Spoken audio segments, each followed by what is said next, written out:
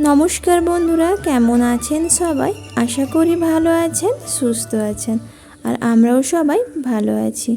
पूर्व मेदिनीपुर जेलार छोट्ट एकटा ग्राम थेके आमी सोमा ভিলেজ लाइफस्टाइलेर आबारो एकटा नतून ब्लगे आपनादेर सबाइके स्वागत। और एखन बाजे सकाल 8टा आपनादेर साथे निये आजकेर ब्लगटा शुरू करछि और अनुरोध रइल पुरो ब्लगटा देखार जन्य। बासी काज शेष करे जल खाबार तैरी करे दिएछि और जल खाबार निये जेते तारपर आमी घरटा मुछे स्नान करे चले एसेछि।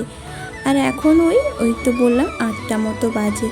तो स्नान करे एसे आगे एकटू स्किन केयार करलाम। आमी रेगुलार जे टोनारटा यूज करी ओटाई एकटूखानी निलाम। এই গরম না শুধুমাত্র ওই টোনারটাই আমি ইউজ করেছি আর তেমন কিছু মুখে দিইনি, শুধুমাত্র ওই টোনারটা। আর ওটা হচ্ছে RCM এর টোনার। তো আমি টোনারটা একটু লাগিয়ে নিয়ে তারপর সিঁদুরটা পরে নিয়েছি। আর আজকে আমি পুজো দেব না, মা পুজোটা দিয়ে গেছে। তারপর আমি জামা কাপড়গুলো শুকিয়ে দিয়ে এলাম। জামা কাপড়গুলো রোদে মেলে দিয়েছে। তারপর চলে এসেছি এই যে খাবো বলে। আর ছেলেও চলে এসছে 9টার দিকে। তো ছেলে আর আমি দুজন একসঙ্গে খেয়ে নেব। তো ছেলে মুড়ি খাবে বললো, তো আমিও মুড়ি খাবো কারণ পান্তা নেই। আর আমি পান্তা থাকলেও খেতাম না, কারণ আমার যেহেতু কাশিটাই সদ্য একটুখানি ভালো হয়েছে। তো আমি আর না ভয়েই পান্তাটা খাচ্ছি না এখন। যদি একটু পান্তা থেকেও যায় সেটা আমি ছেলেকে দিয়ে দিই। তো আজকে পান্তা নেই বলে ও বললো মুড়ি খাবে। আর এই দেখুন এসেই না খেলতে বসে গেছে। আর এখন দেখছি কদিন যে ওই লুডো নেশাটা বেশ ধরেছে, মানে লুডো খেলার ইচ্ছেটা বেশ দেখছি সবার মধ্যে। আর বাচ্চাগুলো কোথায় যাবে, তো এখন বৃষ্টি কাদার মধ্যে কোথাও বেরোতেও পারছে না, ওই জন্যই ওই লুডো নিয়ে বসে আছে। আর তারপর দেখলাম যে গরমে ওরা বাইরে খেলতে যেতে বিরক্ত হচ্ছে। তো ভাবলাম যখন লুডো নিয়ে বসছে তো লুডোই খেল। তো ওকে খেতে দিয়েছে, তারপর আমিও খেয়ে নিয়েছি। আর খেয়ে নিয়ে এই যে চলে এসেছি রান্না করব বলে। আর কালকে না দুপুরে হাঁড়িটা মাজা হয়নি, নাহলে প্রত্যেক দিন আমি না এই কালো হাঁড়িটা মেজে রেখে দিই, ভাতের হাঁড়িটা। তাহলে কি হয় বলুন তো, তাহলে না সকালে উঠে এই হাঁড়ি মাজার ঝামেলাটা থাকে না। আমি খাওয়া দাওয়ার পরে না প্রত্যেক দিনই হাঁড়িটা মেজে রেখে দিই। ওই 1-8 দিন বাদ যায়, তো না হলে প্রত্যেক দিনই মেজে রেখে দিই। তো এখন হাঁড়িটা মেজে নেব। আর হাঁড়িটা মেজে নিয়ে তারপর হাঁড়িটাতে ছাই ঘষতে হবে। আর এই ছাইটা ঘষে দিই বলেই না খুব তাড়াতাড়ি কালিটা উঠে যায়।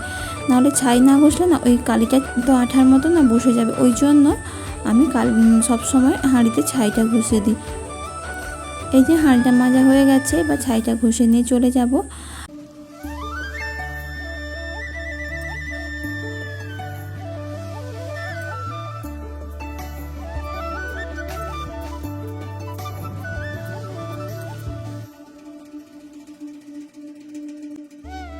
হাঁড়িটা মেজে নিয়ে তারপর ছাইটা ঘষে দিয়েছি।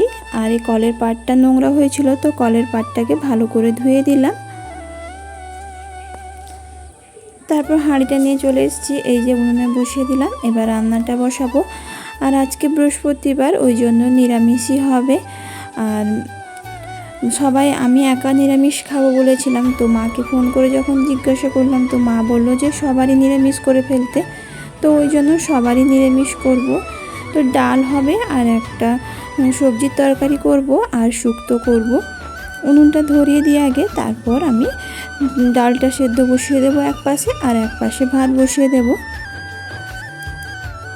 আর এই যে এক পাশে ডাল বসিয়ে দিয়েছি আর এক পাশে ভাত বসিয়ে দিয়েছি।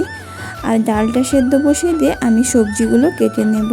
আর আমার না এই যে বলি যে এটা আমার অভ্যেস হয়ে দাঁড়িয়েছে যে রান্না বসিয়ে সবজি কাটা। জানি না, মনে হয় যেন আমার অনেকটা তাড়াতাড়ি হয়। তবে পাতা যখন জাল দিই তখন কিন্তু সবজি কেটে মশলা বেটে নিয়েই বসি। তাতে কি হয়, মানে পাতাটা তো আমাকে সবসময় জাল দিতেই হয়। মানে এটা যেমন উনুনটা ধরানো আছে, তো উনুন ধরানো থাকলে তখন কি হয়, আমি উঠে যেতে পারি বা সবজি কাটতে পারি। তখন পাতা যখন জাল দিই একটা হাত আমার সবসময় বন্ধই থাকে, কারণ পাতাগুলো যদি আমি না ঠেলতে থাকি তাহলে কিন্তু উনুনটা নিভে যাবে। তো ওই জন্য পাতা যখন জ্বালাই তখন কিন্তু সব আবার গুছিয়ে নিয়ে বসতে হয়। আর উনুন ধরালে কিন্তু আমি খুব কমই গুছিয়ে নিয়ে বসি। রান্নাটা বসিয়ে দিয়ে আস্তে আস্তে গোছাই, কারণ এক পাশে রান্না হতে থাকবে আর আমি এক পাশে গোছাতে থাকবো। তো কথা বলতে বলতে না আমার থোড়টা কাটা হয়ে গেল। আজকে ওই থোড় আর কুমড়ো আর সব রকম সবজি দিয়ে তরকারিটা করব। আর এদিকে ডালটাও সেদ্ধ বসিয়েছিলাম, ওটাও সেদ্ধ হয়ে এসছে প্রায়। এবার ডালটা নামিয়ে নেব, আর ডালটা নামিয়ে নিয়ে তারপর এই যে সবজির তরকারিটা বসিয়ে দেব। আর সবজির তরকারি নিরামিষে ওই সিম্পলভাবেই করব। ওই শুকনো লঙ্কা ফোড়ন দিলাম, তারপর 5 ফোড়ন আর জিরে ফোড়ন দিয়ে ওর মধ্যে সবজিগুলো দিয়ে দেব। তারপর সবজিগুলো একটু ভাজা হয়ে গেলে ওর মধ্যে আদা বাটা, হলুদ গুঁড়ো, লঙ্কা গুঁড়ো দিয়ে ভালো করে একটু কষিয়ে নেব। তারপর জল দিয়ে দেব।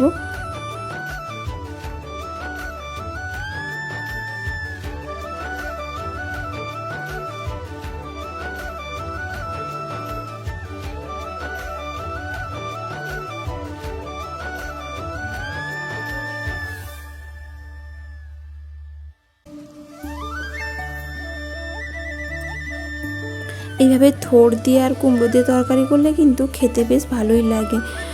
বেশ মিষ্টি মিষ্টি করে একটু করতে হয় এই তরকারিটা, মানে কুমড়োর তরকারি যেরকম হয় ওই রকম, তার মধ্যেই শুধু থোড়টাই এক্সট্রা দেওয়া আছে। তো এরকম করলে না খেতে দেখেছি খুব সুন্দর হয়। তো থোড় আর কুমড়োর তরকারিটা আমার হয়ে গেছে, নামিয়ে নিলাম। এবার শুক্তোটা বসিয়ে দেব।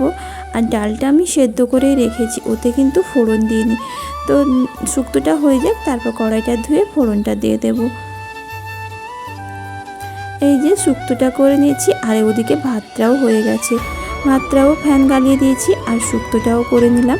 আর নামানোর আগে অল্প একটু ঘি দিয়ে নামিয়ে নিয়েছি। তারপর ডালটা ছুঁকে নিয়েছি, আর কিন্তু কিছু রান্না করিনি। আর রাতের জন্য আলু পটলের তরকারি করেছিলাম। তো রান্নাবান্না সব শেষ করে নিয়েছি। রান্নাবান্না শেষ করে এই যে উনুনটা নেতা দিয়ে দিলাম। আর উনুনটা নেতা দিয়ে তারপর চলে এসেছি খাবো বলতে শ্বশুর শাশুড়ি খাওয়া হয়ে গেছে, আমি আর ছেলে খেতে বসে পড়লাম। তো আমার আর ছেলেরও খাওয়া হয়ে গেছে। এই যে খাওয়া দাওয়া শেষে থালা বাসনগুলো নিয়ে চলে এসেছি এই যে পুকুর ঘাটে। আজকে পুকুর ঘাটেই থালা বাসনগুলো ধুয়ে নেব। আর পুকুরের জলটা না কেমন বেশ নোংরা হয়ে গেছে, দেখুন কেমন একটা রং হয়ে গেছে, কেমন সবুজ সবুজ। তো আসলে ব্যবহার না করেই না পুকুরের জলটা নষ্ট হয়ে যাচ্ছে। তো সবাই যদি আগের মতো পুকুরের জলটা ব্যবহার করতো না, তখন দেখতেন জলটা ঠিক থাকতো।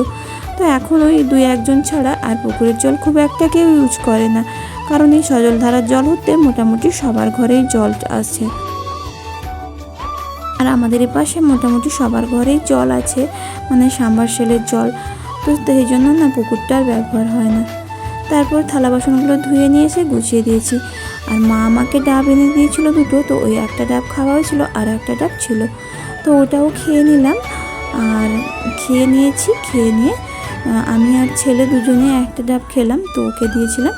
তারপর খাওয়া দাওয়া করে কাপড় ধুয়ে এসে আর রেস্ট নিয়ে নিই। মা না একটু ছানা দিয়ে পাঠিয়েছিল আমার মা। তো মায়ের যেহেতু চায়ের দোকান, তো কী হয় অনেক সময় দুধ এলে কেটে যায়, তো ওই কাটা দুধ থেকে না কিছুটা ছানা দিয়ে পাঠিয়েছিল। বললো ছানাগুলো মানে 2 প্যাকেট দুধ কেটে গেছে, তো অনেকটা ছানা আছে, একটু নিয়ে যা। তো ছানাগুলো যখন দিয়েছিল তখন না ছানাগুলোর মধ্যে অনেকটা জল ছিল। তো ছানাগুলো জল ঝরিয়ে ভাবলাম একটু মিষ্টি বানাই, তাই ছানাগুলো জল ঝরাতে বসিয়ে দিয়েছিলাম। তারপর কাপড় টাপড় ধুয়ে এসে ছানাটাকে নিয়ে বসছি একটু মিষ্টি বানাবো বলে। আর আজকে না একটু কাঁচা গোল্লা বানাবো। তো 2টো ছানা নিয়েছিলাম, ছানাটাকে 2 ভাগে ভাগ করলাম। একটু বেশি পরিমাণ নিয়েছি এই যে গামলার মধ্যে। তো গামলার মধ্যে একটু বেশি পরিমাণ নিয়ে তাতে 1 প্যাকেট গুঁড়ো দুধের, মানে কি বলবো, অনেকটাই দিয়ে দিয়েছি, অল্প একটু আছে, চাইলে পুরোটাই দিয়ে দিতে পারেন। তো সেটা আপনাদের টেস্ট অনুযায়ী। আর আমি এখানে 2 চামচ চিনি দিয়েছি। মিষ্টিটা কম দিয়েছি, যেহেতু শ্বশুরমশাই সুগার আছে, তো ওনাকে দেবো বলে একটু মিষ্টিটা কম দিয়েছি। দিয়ে না একটু গ্যাসে বসে ওগুলো ভালো করে মাখিয়ে নিয়ে একসঙ্গে গ্যাসে বসিয়ে দিয়েছি।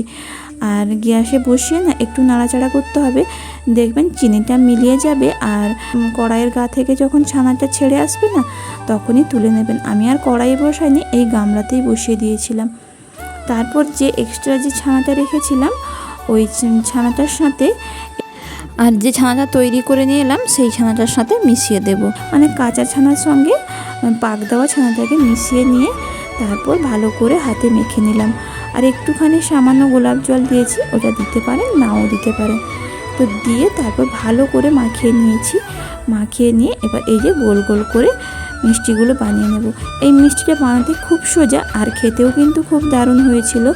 তো সবাই মোটামুটি পছন্দ করেছে, মানে শ্বশুর শাশুড়ি ছেলে সবারই ভালো লেগেছে।